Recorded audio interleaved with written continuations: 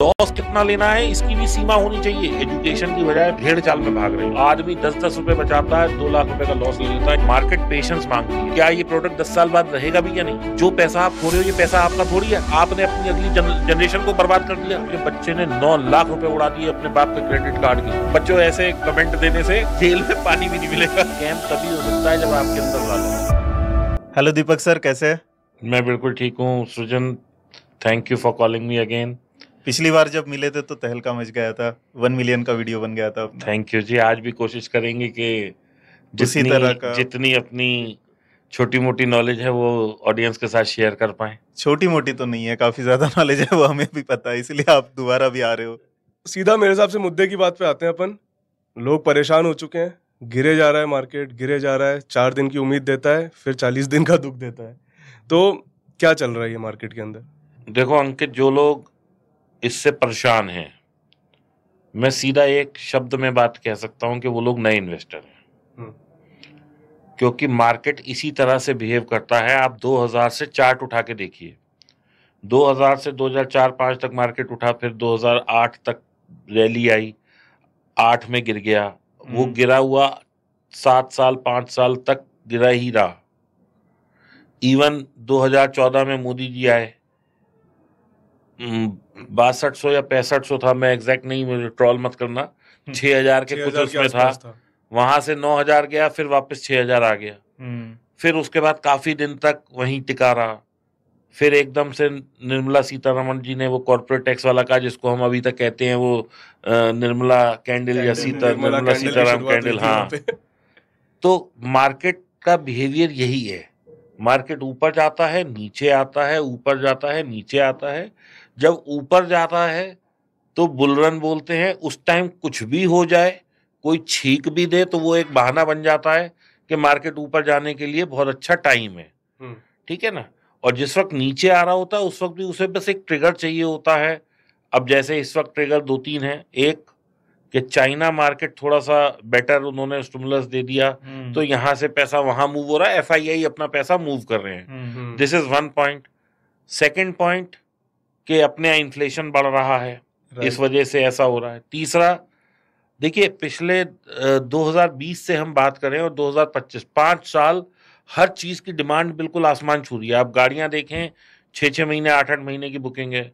जो गाड़ी 3 लाख 5 लाख की आती थी वो 9-10 लाख की हो गई आफ्टर कोविड। डबल से भी ज्यादा। ठीक है, घर जो आप पहले 1 करोड़ का लेते थे वो 2.5 करोड़ का हो गया।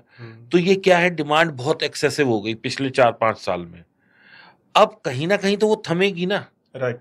You cannot go vertical. कहीं तो जाके ये स्पीड रुकेगी। और मैं तो ये कह रहा हूं कि भाई कितना मार्केट गिरा है? कुछ भी नहीं गिरा। आप 10% मार्केट गिरने को गिरना कहते हो? हमने तो 50% की गिरावट भी देखी हुई है।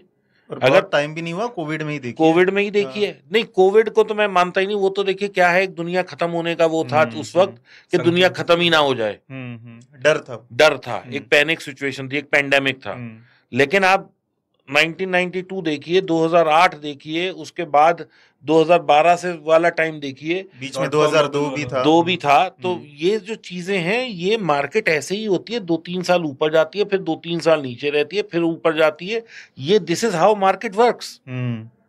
और सेकेंडली, हम कोई एक शेयर का नाम ले लेता हूं मैं, शेयर A बोल देते हैं, किसी कंपनी का नाम नहीं लेते। वो 100 रुपए से चल के 300 आ गया और अब हम नहीं घुस पाए। अब वो 200 आ गया तो आप क्यों नहीं वैल्यू बाइंग कर रहे? अब आप क्यों डर रहे हैं? तो मेरे हिसाब से मार्केट में कोई करेक्शन नहीं है। 10% मार्केट गिरना कोई गिरावट नहीं है। ये तो 2020 में जो लोग घुसे, जो घर बैठे थे, उनके पास कोई काम नहीं था, वो सारे इन्वेस्टर और ट्रेडर बन गए। उन लोगों ने गिरावट एक्चुअली देखी नहीं है। तो अब उनको ऐसा लग रहा है कि अगर पोर्टफोलियो थोड़ा सा लाल हो गया तो भाई इसको जो है हम पैनिक में आ जाएं। सेकेंडली सृजन, मैं एक चीज और कहना चाहूंगा आपसे, जो सब लोगों को समझनी चाहिए। अक्टूबर से हम फरवरी 15 के आसपास ये रिकॉर्ड कर रहे हैं, शूट कर रहे हैं अपना 2025 में। हम अक्टूबर 2024 से 2025 देखें, 6 महीने में ऑलमोस्ट 3 लाख करोड़ रुपए FII ने निकाला है। यस। ठीक है, अब यहां पे देखो सबका आंसर मिल जाएगा। अगर ये सिचुएशन आज से कोविड से पहले की होती तो हम लोग ऑलमोस्ट 50-55% करेक्शन पे आ चुके होते, इतनी बिकवाली के बाद। उससे भी बुरा हाल शायद हो चुका, उससे भी बुरा हाल हो क्रैशेस चुका में इतनी सेलिंग नहीं हुई। ठीक है, बड़े बड़े क्रैशेस में 3 लाख करोड़ की सेलिंग नहीं हुई। 26,000 करोड़ की हर महीने ऑलमोस्ट सिप आ रही है। राइट, आज 26,000 करोड़ 6 महीने आएगा, 1.5 लाख करोड़ हो गया, और अगर यही 1 साल आ गया तो 3 लाख करोड़ हो गया। तो हमें FIIs की जरूरत कहाँ है? तो let them take the money. मैं तो कहता हूं, मैं तो कहता हूं कि जितना ज्यादा वो पैसा निकाल रहे हैं वो हम लोगों के लिए अच्छा है, क्योंकि लोग आज का मुनाफा देख रहे हैं, लोग इसका फ्यूचर नहीं देख रहे। आप इस चीज को समझें, आज वो अपना पैसा निकाल के जा रहे हैं, किस रेट पे जा रहे हैं? मार्केट में जो स्टॉक है वो 15-20% गिरे हुए हैं। हम लोग उसे होल्ड करे बैठे हैं क्योंकि ये म्यूचुअल फंड से पा रही हैं। कल जब ये लोग कितना पैसा निकालेंगे? कोई अनलिमिटेड पैसा तो है नहीं, और 2 महीने 3 महीने में इनका पैसा खत्म हो जाएगा। राइट, फिर क्या करेंगे? अगर ये 6 महीने बाद लौट के आएंगे तब तक हमारे रेट बढ़ चुके होंगे। अभी ये लोग 100 में बेच रहे हैं जो चीज अपनी, ये 130 में खरीदेंगे। Imagine the rally that will come that time. और हम तो forward looking, market is always forward looking, तो हम क्यों आज पे स्ट्रकअप हो रहे हैं? और दूसरा, मैं तो इन सब लोगों से ये कहता हूं कि भाई आपने इन्वेस्टमेंट क्या इंट्राडे करी थी? इंट्राडे को इन्वेस्टमेंट नहीं कहते, 1-2 महीने को इन्वेस्टमेंट नहीं कहते, उसे ट्रेडिंग कहते हैं। राइट। और अगर आप ट्रेडिंग कर रहे हो तो आपको पता होना चाहिए मार्केट नीचे जा रहा है तो मुझे सेल करके चलना है। अगर आप इन्वेस्टर हो तो देखो ना 5-7-10 साल, हाँ आपने 2024 में इन्वेस्ट किया, 2034 आ गया, आपका पैसा नहीं बढ़ रहा, तो आप कंप्लेंट करो कि यार 10 साल हो गए मार्केट बढ़ ही नहीं रहा। ठीक है कि नहीं? अगर वैसी भी सिचुएशन आ जाए कि 10 साल में मार्केट ना बढ़े, तो जो अच्छे ट्रेडर हैं वो भाई साहब कम से कम 50% साल का कमा के बैठेंगे। क्यों? वो ऑप्शंस बेचेंगे। जब मार्केट बढ़ ही नहीं रहा तो कॉले बेचो ना लाइन लगा के। अब लोगों का ज्ञान कम है तो इसके लिए मैं कुछ नहीं कह सकता, बाकी अपॉर्चुनिटी बहुत है, अच्छा टाइम है, अच्छा माल मिल रहा है। दूसरी बात, मैं एक चीज और सबसे कहता हूं कि इंडिया की कंजम्पशन स्टोरी कभी खत्म नहीं होगी। इंडिया इज, लोगों का इतना देश होता, हमारा इतना बड़ा देश है, हमारे यहाँ 120 करोड़ से 130 करोड़ 140 करोड़ पे हम लोग पहुंच रहे हैं। बिल्कुल। मैं आपको एक छोटा सा एग्जांपल देता हूं। हम लोग सुबह उठते हैं, रोज पेस्ट करते हैं, क्या पेस्ट की कंजम्पशन खत्म होने वाली है? क्या शेव करने की जिलेट के प्रोडक्ट बिकने बंद होने वाले हैं? कोलगेट की पेस्ट कम होने वाली है? रिलायंस का हम लोग फोन यूज करते हैं, एयरटेल का फोन यूज करते हैं, वोडाफोन यूज करते हैं। कितने सालों से हम सुन रहे हैं कि वोडाफोन खत्म हो रही है, आज तक तो हुई नहीं। उसके भी आज भी आपको लाखों की तादाद में वो मिल जाएंगे यूजर। नई कंपनी आई आज से 5-7 साल पहले, जियो, उसने भी अपनी जगह बना ली। एयरटेल भी चल रही है। जिस वक्त जियो आया था उस वक्त एयरटेल 250 रुपए था, आज 800 रुपए चल रहा है।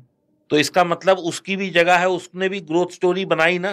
बिल्कुल। जब जितना ज्यादा कंपटीशन होगा उतनी क्वालिटी इंप्रूव होती है चीजों की।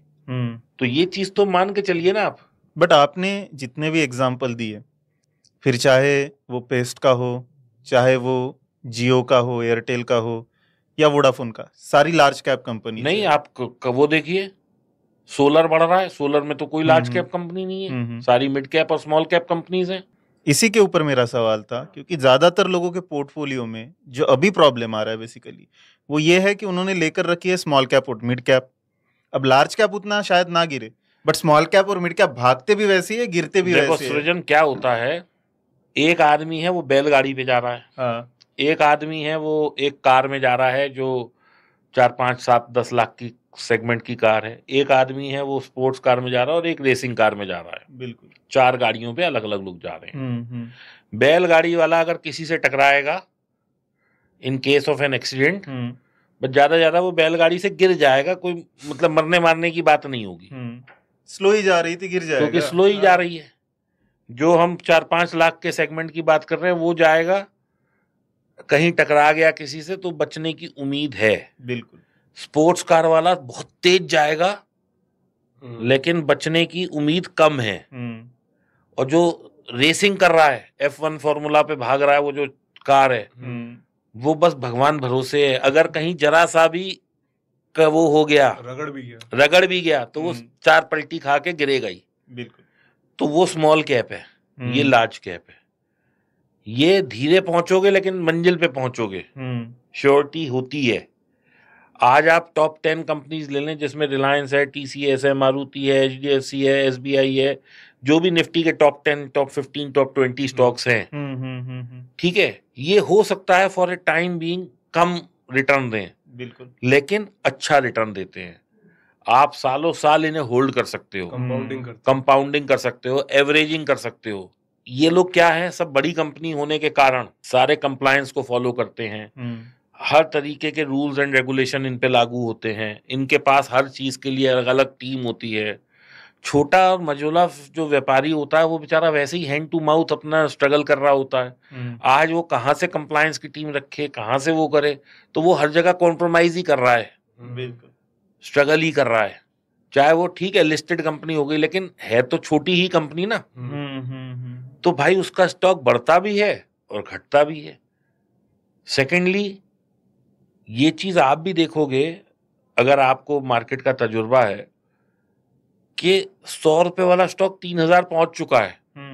अब आप 3000 में घुसे तो ये किसी की गलती नहीं है, आपने क्यों नहीं उसे 200, 300, 500 में लिया, और क्यों 30 गुना पे लिया, क्यों 30 गुना पे लिया।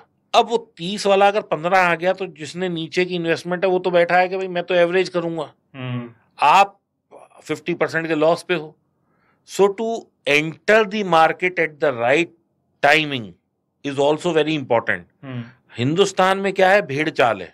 मैं एक एग्जांपल ले लेता हूं, ये कोई बाय सेल रिकमेंडेशन नहीं है, हम टाटा मोटर का एग्जांपल ले लेते हैं। जब वो 100 रुपए से नीचे चल रहा था, लोगों को वैल्यू नहीं दिख रही थी, कोई खरीदने वो धड़ाधड़ अपनी नई गाड़ियां निकाल रहा है, नई गाड़ियां निकाल रहा है, रोज नया मॉडल आ रहा है, ईवी आ रहा है, रेवोल्यूशन हो रहा है, तब लोगों को वैल्यू नहीं दिखी। अब जब 800 पहुंच गया तो लोग कह रहे हैं यार लेना चाहिए क्या, तो भाई इतना जो उसने 8 गुना हो गया, तब तक आपने क्यों नहीं लिया, और 1000-1200 पे खरीद के बैठे, फिर बैठे हैं। अब आप 1200 पे खरीद के बैठे और वो 800 आ गया, तो आपको लग रहा है यार 25% गिर गया, और हो सकता है वो 3 साल ना बढ़े, मुझे नहीं पता, ये कोई मतलब मेरा प्रेडिक्शन नहीं है, मैं एक एग्जांपल दे रहा हूं, तो हो सकता है 3 साल ना बढ़े, तो अब आप तो कह रहे हो मैं फंस गया। सेकेंडली, ये एक हर आदमी को सोचना पड़ेगा कि गाड़ी हुई, रियल स्टेट हुआ, बैंकिंग हुआ, क्रेडिट कार्ड हुआ, ये कोई चीजें ऐसी नहीं है कि हर आदमी को रोज की 4 चाहिए, ठीक है ना। अभी भी इसका मार्केट स्कोप बहुत बड़ा है, अभी भी हो सकता है कि गाड़ियां सिर्फ 20, 30, 40% लोगों के पास हो, बाकियों के पास स्कोप है लेने का, राइट। लेकिन जिनके पास अभी तक नहीं है वो लोग कौन सी गाड़ियां लेंगे, सस्ती गाड़ियां, ये भी एक बहुत बड़ा सब्जेक्ट है समझने का, क्योंकि पेनिट्रेशन टायर 2, टायर 3, टायर 4 तक तो हो चुका है, अब तो इसके और आगे है, रूरल में जाएगा, रूरल में। अब रूरल की बात से मैं ये कहता हूं कि आप दिल्ली से चले, आप इस तरफ जाइए, समझिए अपनी बॉर्डर इधर अमृतसर तक है, कहाँ पे ऐसा है कि आपको दिखेगी नहीं गाड़ी, आप इधर लेह लद्दाख तक जाइए, कहाँ पे ऐसा है जहाँ गाड़ी नहीं दिखेगी, कोई एक मुझे गांव बता दो कि हाँ जी वहां तो गाड़ी थी ही नहीं। तुम महाराष्ट्र से आए हो, तुम नागपुर से आए हो, तुम बताओ मुझे कहाँ गाड़ी नहीं है। तो हम लोग ऑलरेडी ना बहुत ज्यादा पेनिट्रेशन हो चुका है, तो कहीं ना कहीं तो डिमांड रुकेगी ना। अब गाड़ियों ने क्या किया कि 2020 के बाद हर आदमी, मतलब हर कंपनी अपना नया मॉडल ले आए, नए फीचर्स आ गए, स्क्रीन बड़ी हो गई, एफिशिएंट हो गई, मतलब फेस लिफ्ट कर दिया, लेकिन ये चीजें भी कितना, ये थोड़ा सा इफेक्ट करेंगी। बिल्कुल, जिसके पास सरप्लस पैसा है वो ले लेगा, डिस्पोजेबल इनकम है वो ले लेगा, हर आदमी तो नई गाड़ी नहीं ले सकता ना। अब कंजम्पशन को बढ़ाने के लिए ये स्क्रैपेज पॉलिसी ले आए, जैसे कि मेरे पास एक कार थी, वो बिल्कुल सही चलती थी, लेकिन क्योंकि उसके 10 साल पूरे हो गए तो मुझे डीजल की कार थी, बेचनी पड़ गई। ओके, ठीक है नई ना, कार, तो अब नई कार की एक डिमांड आ गई, लेकिन अब जो ये डिमांड आई है आने के 10 साल बाद आएगी। राइट। आप इससे हर साल के वो तो बढ़ा सकते हो, लेकिन पीपल हैव बिकम स्मार्ट, उन्होंने कहा हम CNG, EV और ये ले लेंगे, वो 10 साल वाली गाड़ियां ले ही नहीं रहे, 15 साल पे जा रहे हैं। तो इसलिए मैं मार्केट को ये नहीं कहता मार्केट खराब है, मार्केट पेशेंस मांगती है।